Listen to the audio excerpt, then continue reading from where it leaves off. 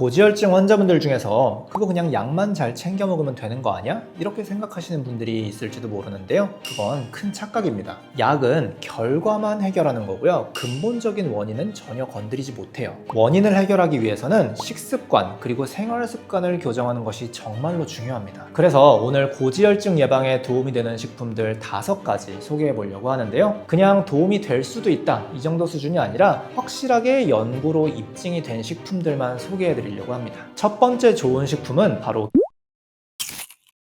고혈압, 당뇨, 고지혈증, 만성질환 3종 세트로 알려져 있죠. 그런데 이런 만성질환들이 왜 위험한 질환인지, 왜 관리를 잘 해야 되는지 혹시 생각해 보신 적 있으신가요? 이런 만성질환이 무서운 점은 조용히 진행되면서 우리 몸에 있는 혈관을 하나 둘씩 고장내고 온몸에 있는 장기들이 서서히 죽어나가게 되기 때문입니다. 또한 만성질환은 하나가 생기면 다른 게 따라서 생길 확률이 급격하게 높아지거든요. 통계 자료에 따르면 고혈압이 있는 사람들이 고지혈증이 함께 있을 확률은 72%고요. 당뇨가 있는 환자분들이 고지혈증이 있을 확률은 무려 87%라고 합니다. 그러니까 이런 만성질환들 우습게 알고 그냥 넘기시면 다른 질환들도 따라서 올 수 있다 이렇게 말씀드리고 있는데요. 오늘은 이 중에서 고지혈증에 대한 이야기를 조금 더 해보려고 합니다. 고지혈증은 우리 피 속에 중성지방 그리고 LDL 콜레스테롤이 높은 질환을 의미합니다. 피 속에 이런 콜레스테롤의 농도가 높으면 굉장히 끈적끈적한 덩어리가 혈관벽에 붙게 되는데요.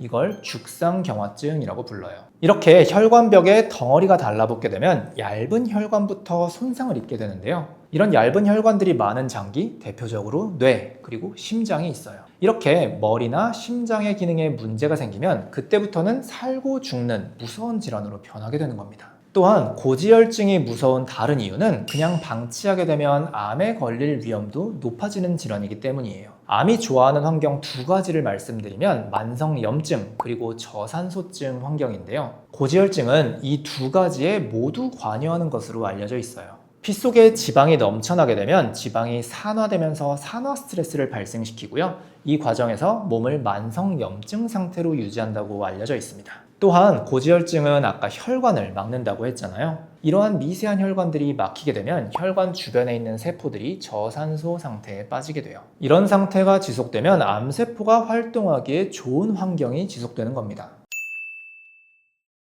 이렇게 위험한 고지혈증 어떻게 예방할 수 있을까요? 물론 복잡하게 생각하기 싫으신 분들 그냥 병원에 가서 약 받아서 드시면 됩니다. 일반적으로 알려진 고지혈증 약 스타틴은 몸속에서 콜레스테롤이 합성되는 경로를 차단하는 그런 기전을 가지고 있거든요. 하지만 스타틴이라는 약이 고지혈증의 근본 원인을 해결하는 게 아니기 때문에요. 약을 끊으면 다시 고지혈증이 재발할 수도 있고요. 또 약 자체가 가지고 있는 부작용도 상당한 것으로 알려져 있어요. 그리고 일단 이런 만성질환의 약을 시작하면 평생 먹어야 된다는 부담감도 정말 크잖아요. 그래서 가능하면 음식이라던가 아니면 생활 습관을 교정해서 최대한 약을 드시는 시기를 늦춰보는 게 어떨까? 저는 이렇게 말씀을 드리고 있습니다. 그래서 오늘 고지혈증 예방에 도움이 되는 식품들 5가지 소개해 보려고 하는데요. 그냥 도움이 될 수도 있다 이 정도 수준이 아니라 확실하게 연구로 입증이 된 식품들만 소개해 드리려고 합니다. 만약에 건강검진을 했는데 LDL이나 아니면 총 콜레스테롤이 높게 나오셨다 이런 분들은 지금부터 말씀드리는 5가지 식품들 꼭 챙겨 드시는 게 중요하겠습니다. 첫 번째 좋은 식품은 바로 견과류입니다. 견과류, 왠지 되게 기름져가지고 몸에 안 좋을 것 같지만 사실은 혈관 건강에 엄청나게 좋은 식품이에요. 실제로 2003년에 미국의 FDA에서는요, 견과류에 대해서 콜레스테롤을 낮추고 심장병의 발병 위험을 낮추는 효능을 인정했다고 합니다. 이런 견과류가 콜레스테롤을 낮추는 이유는 바로 불포화 지방산 그리고 식이섬유의 함량이 높기 때문이에요. 견과류의 효능에 대해서 진행된 큰 연구가 하나 있는데요. 무려 13만 명의 사람을 대상으로 30년 동안 추적 관찰을 했다고 해요. 그 결과 매일매일 꾸준히 견과류를 섭취하는 사람들의 경우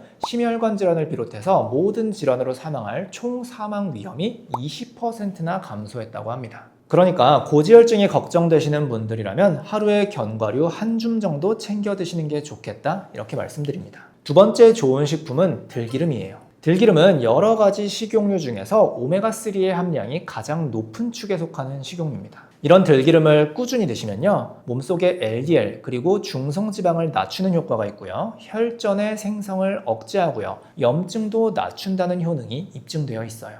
여기서 중요한 점은요, 들기름을 고르실 때 가열하지 않은 냉압착 생들기름을 고르셔야 된다는 점이에요. 오메가3는 몸에 굉장히 좋은 식품이지만 열과 빛에 굉장히 취약한 물질이기도 합니다. 만약에 들기름을 짜는 과정에서 가열을 하거나 아니면 화학약품을 첨가하거나 하면 이 오메가3가 산화되면서 변성될 수가 있어요. 이러한 들기름의 효능에 대해서도 진행된 연구가 있는데요. 대만 연구팀이 21명의 고지혈증 환자를 대상으로 4주 동안 분석한 결과가 있습니다. 매일매일 40g의 들기름을 꾸준히 섭취를 시켰고요. 그 결과 LDL 콜레스테롤 그리고 총 콜레스테롤이 유의미하게 감소했다, 이런 결과를 낸 적이 있습니다. 추천드리는 섭취 방법은 매일 일어나서 하루에 한 스푼이나 반 스푼 정도의 들기름을 꾸준히 드셔주시는 거예요. 이렇게 드시면 고지혈증을 예방하는 효과를 누리실 수 있을 겁니다. 세 번째 좋은 식품, 바로 늘보리입니다. 보리에는 두 종류가 있는데요, 늘보리 그리고 쌀보리가 있어요. 껍질이 잘 벗겨지는 품종을 쌀보리, 그리고 벗겨지지 않고 붙어있는 품종을 늘보리라고 하는데요. 늘보리는 식이섬유의 함량이 정말 높아서 고지혈증을 예방하는 데 탁월한 효과가 있는 걸로 알려져 있어요. 식이섬유가 왜 콜레스테롤을 낮출까요? 이건 몸속에서 생성되는 담즙이라는 물질에 대해서 이해를 해야 되는데요. 담즙은 간에서 만들어져서 쓸개에서 저장됐다가 담도를 통해서 배출되는 물질인데요. 기름진 음식을 먹었을 때 이걸 소화시키는 기능을 합니다. 이러한 담즙의 주 재료가 바로 콜레스테롤이에요. 하루에 500에서 1000cc까지 만들어진다고 합니다. 이렇게 만들어진 담즙은 한번 사용되고 그대로 배출되는 게 아니라 다시 장에서 흡수돼서 재활용이 됩니다. 식이섬유는 이러한 담즙에 싹 달라붙어서 그대로 배출시키는 역할을 해요. 콜레스테롤이 재활용되는 걸 막고 배출시킨다는 거죠. 또한 늘보리에는 베타글루칸이라고 하는 수용성 식이섬유 성분도 아주 많은데요. 이러한 수용성 식이섬유는 장 속에 있는 유익한 세균들의 먹이가 되기 때문에요, 장내 환경을 건강하게 유지하는 데도 도움이 된다고 알려져 있어요. 실제로 이런 보리의 효능에 대해서 2004년에 미국에서 발표된 연구가 있는데요. 26명의 성인을 대상으로 총 5주 동안 보리에서 추출된 베타글루칸을 섭취시켰습니다. 그 결과 총 콜레스테롤이 유의미하게 떨어졌다는 결과를 발표했어요. 권장드리는 양은 하루에 30에서 50g의 보리를 꾸준히 섭취하는 거니까요. 평소에 밥을 지어 드실 때 보리를 일부 섞어 드시면 큰 도움이 되겠다, 이렇게 기억해 주시면 좋을 것 같습니다. 네 번째는 콩입니다. 콩에 들어있는 베타콩글리신이라는 단백질이 정말 중요한데요. 이 단백질이 몸속에서 스타틴이라고 하는 고지혈증 약과 거의 비슷한 기전으로 콜레스테롤을 낮추는 걸로 알려져 있어요. 실제로 미국의 일리노이 대학교 연구팀이 위장관 모형을 만들어서 진행한 연구 결과가 있는데요. 콩에 있는 베타콩글리신이 간에서 콜레스테롤을 합성하는 정도를 50에서 70%까지 감소시키더라, 이런 결과를 발표했습니다. 권장드리는 섭취량은 하루에 반 컵 정도의 콩이거든요. 마찬가지로 밥을 지을 때 콩을 조금씩 넣어주시는 것도 큰 도움이 될 수 있겠습니다. 마지막으로는 차전자피입니다. 차전자피는 질경이라는 식물의 껍질을 이용해서 만든 제품인데요. 변비 있으신 분들은 아마도 익숙한 이름일 거예요. 굉장히 효과가 좋은 변비약이기도 합니다. 차전자피에도 식이섬유가 굉장히 많기 때문에 콜레스테롤이 다시 재흡수되지 않고 그대로 배출되는 효과를 볼 수 있어요. 실제로 미국 FDA나 아니면 한국 식약처에서도 이러한 차전자피를 꾸준히 복용했을 때 콜레스테롤을 낮추고 심혈관 질환의 발병 위험이 확실히 낮아진다, 이런 효능을 기지할 수 있도록 인정했다고 해요. 처음부터 많이 드시기에는 속이 조금 불편할 수 있거든요. 그래서 처음에는 하루에 2에서 3g 정도 복용하시는 걸로 시작해 주시고요. 속이 크게 불편하지 않다면 조금씩 양을 늘려서 하루에 6g까지 섭취하는 걸 목표로 하시면 좋겠다, 이렇게 말씀드립니다. 반대로 피를 끈적끈적하게 하고 혈관을 막아버리는 나쁜 음식들도 있는데요. 내 몸을 병들게 하는 음식들에는 어떤 게 있는지 확인해 보시고 내가 평소에 먹는 식단에 이런 것들이 없는지 이것도 꼭 체크해 보시는 게 좋을 것 같아요. 첫 번째 나쁜 음식, 바로 붉은 고기입니다. 고지혈증이 걱정되시는 분들, 고기 드실 때 지방만 싹 도려내고 살코기만 드시는 경우도 많은데요. 사실 지방뿐만 아니라 이 살코기 부분 그 자체도 고지혈증에 되게 위험할 수 있어요. 적색육이나 가공육을 많이 드시면 여기에는 L카르니틴이라고 불리는 아미노산이 굉장히 많이 함유가 되어 있습니다. 이 성분이 장내에 있는 유해균과 만나게 되면 TMAO라고 하는 염증성 물질로 변하게 되는데요. 특히 평소에 고기를 많이 드시는 분이라면 장내에 유해균의 비중이 높아서 TMAO의 생성 확률이 훨씬 더 높다고 합니다. 이런 염증성 물질이 꾸준히 만들어지면서 몸에 축적이 되면 그 자체로 몸을 만성 염증 상태로 만들 수 있어요. 이렇게 염증 물질이 축적되면 혈관 내피에 손상이 생길 수 있고요.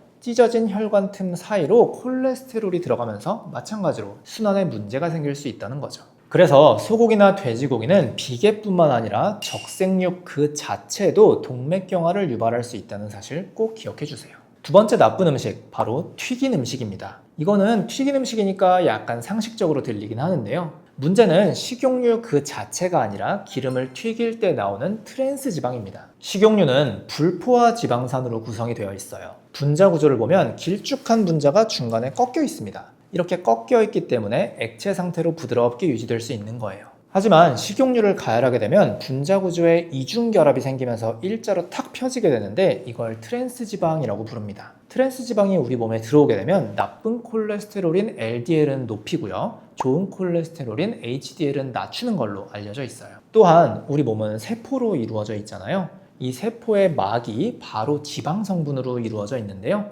세포막에 트랜스 지방이 끼어들게 되면 세포막이 딱딱해지고요. 산소 투과도가 굉장히 떨어지는 걸로 알려져 있어요. 세포의 저산소 상태를 유발하게 되고요. 암세포를 유발할 수 있는 환경이 되어가는 겁니다. 실제로도 많은 연구에서 트랜스 지방을 섭취하는 경우에 암이라던가 심혈관, 뇌혈관 질환, 당뇨, 그리고 태아의 경우에는 발달 장애까지 유발할 수도 있다는 결과가 정말 많습니다. 트랜스 지방은 그 자체로 나쁜 거니까 무조건 줄이는 게 좋겠다, 이렇게 말씀을 드려요. 마지막으로 나쁜 음식은 과도한 탄수화물이에요. 고지혈증의 진짜 원인은 지방이 아니라 과도한 당분이다, 이런 얘기 들어본 적 있으신가요? 우리가 과도하게 섭취한 당분은 몸속에서 혈당으로 돌다가 결국 간에 저장이 됩니다. 이렇게 저장이 되는 당분의 형태가 바로 중성지방이에요. 간에 중성지방이 계속 쌓이게 되면 지방간이 되고요. 이 중성지방들이 몸에 계속 남아있게 되면 점점 변하면서 LDL 콜레스테롤도 높아지게 되는 거예요. 그래서 혈당 지수가 높은 음식을 계속 섭취하게 되면 당뇨에 걸릴 위험이 높아질 뿐만 아니라 고지혈증도 위험할 수 있다, 기억해 주셔야 됩니다. 당뇨와 고지혈증은 형제관계라는 거예요. 제가 고지혈증에 좋은 음식들 말씀드렸는데요. 이렇게 음식만큼 중요한 게 또 좋은 생활습관입니다. 중요한 생활습관 3가지 말씀드려 볼게요. 첫 번째는 체중 감량입니다. 우리의 뱃살을 이루고 있는 대부분은 지방세포예요. 이런 지방세포들은 혈액 속을 타고 돌아다니는 지방들을 저장하는 창고 같은 개념입니다. 만약에 창고가 꽉 차 있으면 혈액 속에 있는 지방은 어떻게 될까요? 더 이상 들어갈 곳이 없기 때문에 계속 혈액을 타고 돌다가 결국 혈관의 찢어진 부분을 파고 들어가면서 문제를 일으키게 되는 거예요. 반대로 창고를 비워주게 되면 피 속에 있는 지방들이 지방세포로 들어갈 수 있게 되는 거예요. 실제로도 제가 진료했던 환자분들 중에서요, 고지혈증을 진단받고 그 뒤로 식습관 그리고 생활습관을 엄청 열심히 관리하신 분들이 있거든요. 이렇게 체중을 감량하는 것만으로도 고지혈증이 완치된 경우를 많이 봤습니다. 두 번째 습관은 바로 식사 순서를 바꾸는 거꾸로 식사법이에요. 한국인들 일반적으로 식사할 때 밥 먼저 드시고 그 다음에 고기 반찬 드시고 마지막으로 나물 반찬 드시고 하는데요. 이 순서를 거꾸로 뒤집기만 하는 것만으로도 혈당을 조절하고 고지혈증을 예방할 수 있는 효과가 입증돼 있습니다. 이렇게 나물이나 단백질 반찬을 먼저 먹고 탄수화물을 나중에 섭취하게 되면요, 위장을 통과하는 시간이 길어지면서 혈당이 올라가는 속도도 천천히 느리게 바뀌게 돼요. 자연스럽게 포만감은 올라가고 식사량은 줄어드는 효과를 볼 수 있는 거예요. 이렇게 혈당이 조절되기 시작하면 중성지방이 감소하게 되고요. 따라서 LDL 콜레스테롤도 떨어지는 효과를 볼 수 있어요. 식사 순서를 바꾸는 것만으로도 고지혈증을 예방할 수 있다는 거예요. 마지막으로는 해독 영양제를 보충하는 겁니다. 이건 이미 고지혈증 약인 스타틴을 복용하시는 분들을 위한 이야기인데요. 스타틴이라는 약은 우리 몸에서 콜레스테롤을 합성하는 메발론산 경로라는 것을 차단하는 기능을 합니다. 문제는 이 경로를 차단하면 우리 몸에 꼭 필요한 조효소인 코엔자임 Q10이라는 물질도 부족해져요. 코엔자임 Q10이 부족하면 아무리 쉬어도 계속 피로하고요. 또 이유 없이 몸이 여기저기 쑤시는 근육통이 발생할 수 있어요. 그래서 스타틴을 복용하시는 분들 하루에 100mg 정도의 코엔자임 Q10 영양제를 반드시 복용해 주셔야 이런 부작용들을 예방할 수 있다. 이렇게 말씀드리고 싶습니다.